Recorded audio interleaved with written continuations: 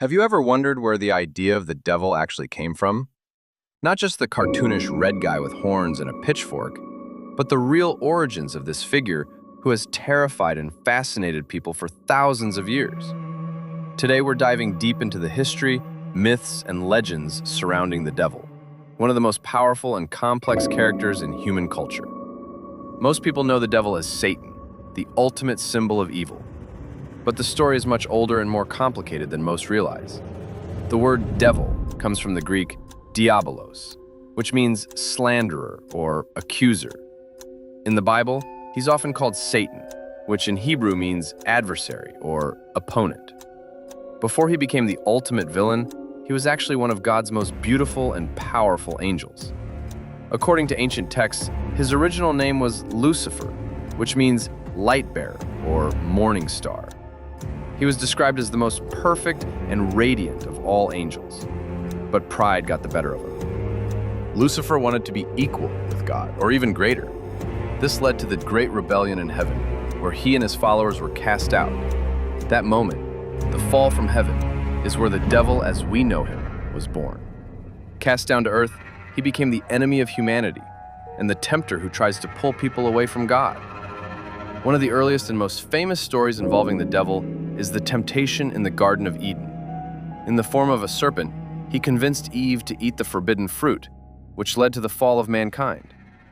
Whether you take this story literally or see it as symbolic, it established the devil's role as the great deceiver, someone who twists the truth and makes sin look appealing.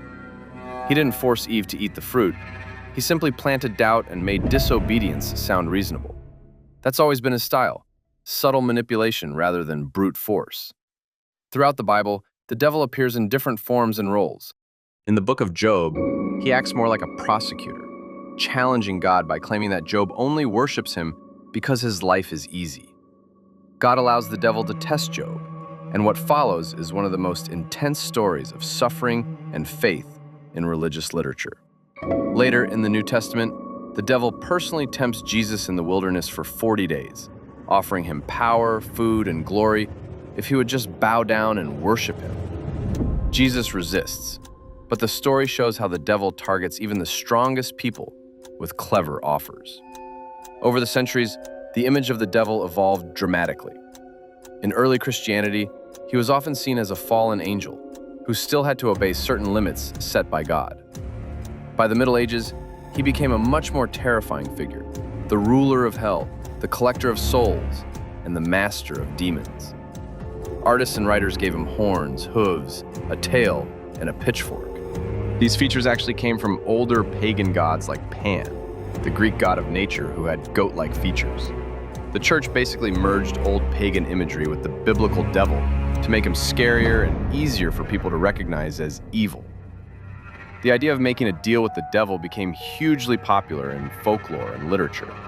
The most famous version is the story of Faust, a scholar who sells his soul to the devil in exchange for knowledge and power. This legend has been retold for hundreds of years in books, plays, operas, and movies. It reflects a deep human fear that we might be willing to give up everything good for temporary pleasure or success. Similar stories exist all over the world, from blues musicians in America who supposedly met the devil at a crossroads, to old European tales of people signing contracts in blood. In different cultures, the devil has many names and slightly different personalities. In Islam, he's called Iblis, or Shaitan, and his story of refusing to bow to Adam is very similar to the Christian version.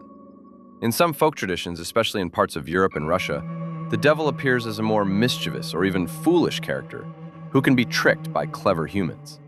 He's not always portrayed as all-powerful. Sometimes he's just a tempter who loses when people stay strong in their faith.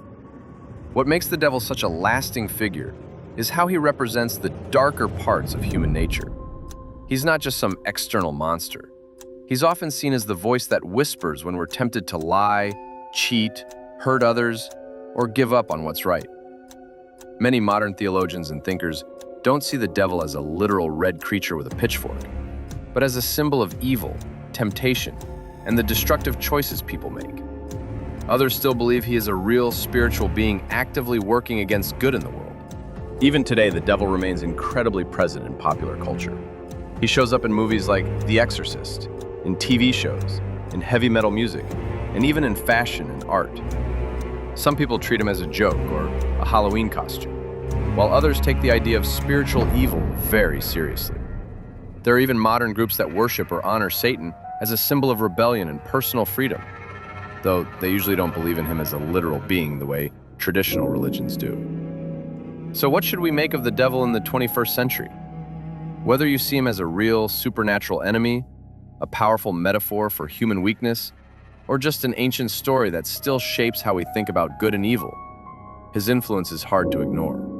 The devil has been used to explain suffering, to warn people against sin, and to explore the darkest corners of the human soul. And as long as people struggle with temptation, pride, and the choice between right and wrong, the story of the devil will probably continue to be told. Thanks for watching. If you enjoyed this deep dive into the history and legends of the devil, make sure to like and subscribe for more stories about religion, mythology, and the strange beliefs that have shaped our world. Stay curious, and maybe think twice the next time something seems too good to be true.